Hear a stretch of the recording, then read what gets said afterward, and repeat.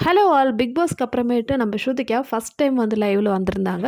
So இதுக்கு முன்னாடி ஒரு செஷன் இருந்தது. ஆனா அது ஒரு இன்டர்வியூ செஷன் மாதிரி தான் இருந்தது. ஆனா அப்பவே சொல்லியிருந்தாங்க, ஹிந்தி ஆடியன்ஸ்க்காக நான் கண்டிப்பா ஒரு நாள் லைவ்ல வருவேன்னு சொல்லிட்டு. ஸோ அதே மாதிரி வந்து இன்னைக்கு லைவ்ல இருந்தாங்க. ஸோ எக்கச்சக்க கேள்விங்க. ஸோ ஃபேன்ஸ் வந்து நெறைய கேள்விகள் வந்து நம்ம ஸ்ருதிகா கிட்ட ஒண்ணு ஒண்ணா கேட்டிருந்தாங்க. ஸோ மோஸ்ட்லி வந்து கரண் சிம் பத்தி தான் வந்து கேட்டுட்டே இருந்தாங்க. என்னெல்லாம் வந்து கேட்டாங்கன்னு பார்த்தீங்கன்னா, கரண் கூட நீங்க வந்து பேசுறது இல்லையா? ஏன் வெளிய வந்த பிறகு கரண் கிட்ட பேசுறதில்ல? அதே மாதிரி விவின பத்தி கேட்டாங்க, ரஜித்த பத்தி கேட்டாங்க, சிம்ம பத்தி. ஸோ இந்த மாரி full and full Bigg Boss related questions தான் வந்து இருந்தது ஸ்ருதிகாக்கு. ஸ்ருதிகா எல்லாத்துக்குமே வந்து ரொம்ப பொறுமையா ஆன்சர் பண்ணியிருந்தாங்க. கரண பத்தி கேட்ட கேள்விக்கு ஸ்ருதிகா சொன்ன ஆன்சர் என்னன்னு பார்த்தீங்கன்னா, ஆக்சுவலி நீங்க வெளிய வந்த பிறகு கரண் கிட்ட ஏன் பேசுறதில்லன்னு சொல்லிட்டு கேள்வி தான் வந்தது. அதுக்கு நம்ம ஸ்ருதிகா என்ன சொன்னாங்கன்னா, "அப்படிலாம் இல்ல. நான் வெளிய வந்த பிறகு நான் கரண் கிட்ட பேசிட்டு தான் இருந்தேன். ஆனா கரண் வந்து ரொம்ப பிஸியா இருக்காரு. ஸோ அதனாலேயே வந்து எனக்கு அந்த அளவுக்கு வந்து பேச முடியல. பட் இருந்தாலும் நான் ஃபர்ஸ்ட்டு வெளிய வந்தோம் இல்லையா? அப்போ வந்து நான் கொஞ்சம் வீடியோஸ்லாம் போய் பார்த்துட்டு, அதுக்கப்புறம் ஃபினாலேக்காக உள்ள போயிருந்தேன் அந்த டான்ஸ்க்காக. ஸோ அந்த டைம்ல கரண் கிட்டயே கலாய்க்கிற மாரி சொன்னேன். "இத பாரு நான் வெளிய போய் உன்னோட வீடியோஸ்லாம் நான் பார்த்துட்டேன். நீ என்ன பத்தி என்னலாம் சொல்லியிருந்தியோ அதெல்லாம் நான் இப்ப பார்த்துட்டேன்." அப்படின்னு சொல்லிட்டு கரண் கிட்ட சொல்லும்போது, கரண் வந்து "நான் என்ன சொன்னேன்? அப்படி என்ன பெருசா சொல்லிட்டேன்?" அப்படின்னு சொல்லிட்டு என்கிட்ட கலாய்ச்சிட்டு தான் பேசினாரு. கரணோட கேரக்டரே அப்படிதான். ஸோ நாங்க 2 பேரும் வந்து ஒரு டாம் அண்ட் ஜெர்ரி காம்பினேஷன் தான். ஸோ சண்டை போடுறது எப்பவுமே இருக்கும். ஆனா இருந்தாலும் அதுக்கப்புறமேட்டு நாங்க சேர்ந்துருவோம். நான் கரண் கிட்ட பேசிட்டு தான் இருக்கேன். இப்போ ரீசெண்டா மும்பைல கூட அந்த அவார்ட் ஃபங்ஷன்ல நாங்க பேசினோமே. ஸோ கரண் வந்து ரொம்ப பிஸியா இருக்காரு. நெறைய ப்ரோகிராம் இருக்கு. அதனால வந்து எங்களால அந்த அளவுக்கு பேச முடியலன்னு சொல்றாங்க. அடுத்தது சிம்ம பத்தி கேட்குறாங்க. சிம் கிட்டயும் ஏன் வந்து பேசுறதில்ல? சிம்ம ஏன் மீட் பண்றதில்லன்னு சொல்லிட்டு. ஸோ சிம்மும் வந்து ரொம்ப பிஸியா தானே இருக்காங்க. ஸோ இப்போ கூட அருணாச்சல் பிரதேஷ் தான் போயிருக்காங்க. ஸோ அங்க நெறைய ப்ரோகிராம்ஸ் இருக்கு. எனக்கு ரொம்ப சந்தோஷமா இருக்கு. என்னோட ஃப்ரெண்ட்ஸு வெளிய போயிட்டு ரொம்ப பிஸியா இருக்காங்க. அவங்க அப்படியே இருக்கட்டும். அது ரொம்ப நல்லது தான் அப்படின்னு சொல்றாங்க. இந்த மாரி 2 பேரும் பிஸியா இருக்காங்க இல்லையா? ஸோ இந்த டைம்ல எப்படி வந்து பேச முடியும்? பட் இருந்தாலும் நாங்க கான்டாக்ட்ல தான் இருக்கோம். ஸோ சிம் கண்டிப்பா சென்னை வருவாங்கன்னு சொல்லியிருக்காங்க. அந்த டைம்ல நாங்க மீட் பண்ணுவோம். ஒரு ரீயூனியன் கண்டிப்பா இருக்கும்னு சொல்றாங்க. இன்னொரு விஷயம் கரண பத்தி சொன்னாங்க. என்னன்னா, கரண் வந்து என்னதான் எங்க கூட ஃப்ரெண்டா இருந்தாலும், கரனோட பிரையாரிட்டி வேற தான். அது எனக்கு நல்லாவே தெரியும். ஸோ அதில வந்து நான் எதுவுமே சொல்ல முடியாது. ஆனா நானும் கரணும் ஜென்ரலா தான் ஃப்ரெண்ட்ஸா பேசிட்டுருக்கோம். மத்தபடி எந்த பிரச்சனையும் எங்க கூட இல்ல அப்படின்னு சொல்றாங்க. நெக்ஸ்ட்டு கரண் பெஸ்ட்டா? இல்ல ரஜித் பெஸ்ட்டான்னு சொல்லிட்டு ஒரு கேள்வி இருந்தது.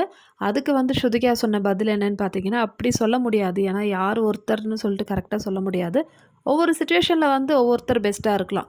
சில சிச்சுவேஷன்ல கரண் பெஸ்ட்டா இருக்கும். சில சிச்சுவேஷன்ல ரஜித் பெஸ்ட்டா இருக்கும்.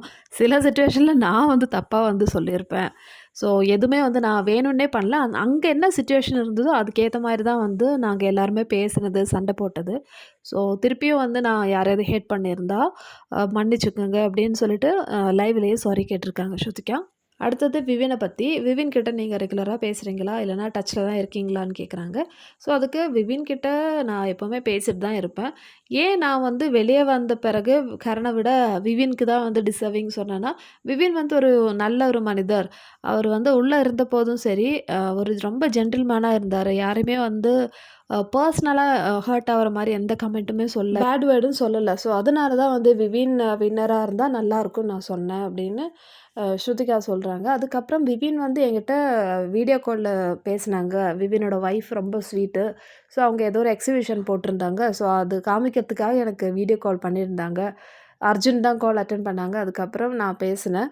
ஸோ அந்த எக்ஸிபிஷன்ல வந்து ஸ்னோமேன பத்தி தான் காமிச்சாங்க. இந்த மாரி பிக் பாஸ் ஹவுஸ்ல இருக்கும்போது ஸ்னோமேன் டாஸ்க்ல வந்து "நீ என்ன ரிஜெக்ட் பண்ணிட்டல்ல, என்து நல்லா இல்லன்னு சொல்லிட்டு இது பாருன்னு" சொல்லிட்டு சும்மா கலாய்ச்சு பேசிட்டு இருந்தாங்க. ஸோ அத நான் சிம்முக்காக பண்ணேன். "நீ பண்ணது நல்லா தான் இருந்தது" அப்படின்னு சொல்லிட்டு நான் பேசினேன். இந்த மாரி கேஷுவலா நாங்கலாம் பேசிட்டு தான் இருக்கோம். அதே மாரி தான் அவினாஷ் கூடயும். அவினாஷும் வந்து சில வீடியோஸ்லாம் வந்து என்கிட்ட சென்ட் பண்ணுவாரு.